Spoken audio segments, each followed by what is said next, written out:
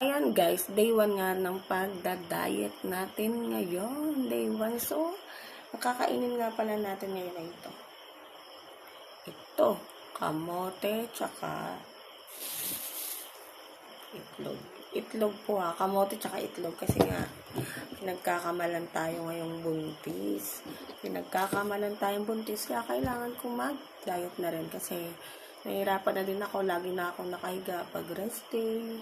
Tapos, lagi lang akong tulog ng tulog, kain ng kain. Tapos, ang hilig ko sa soft drinks. Tapos, ang hilig ko sa Cobra Sting. So, ayan. Parang, minsan kasi naninikip na din ang dibdib ko kakainin ng mga yun. Ito, ay, hulog na yung kamote. So, ayan yung kamote muna yung kakainin natin. Ay, buray nalaglag. Kamote muna yung kakainin natin mga madam. So, ayan mga madam. Kamote tsaka itlog. Ayan.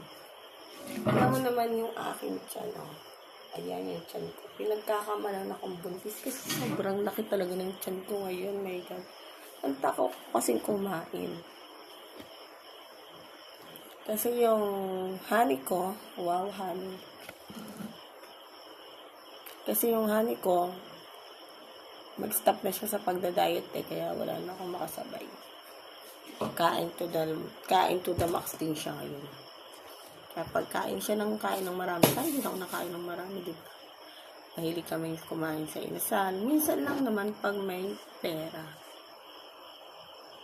So, ayan. Samahan nyo ako sa journey ko. Day 1 of my life. Oh my God. Day 1 of my life, magda-diet tayo.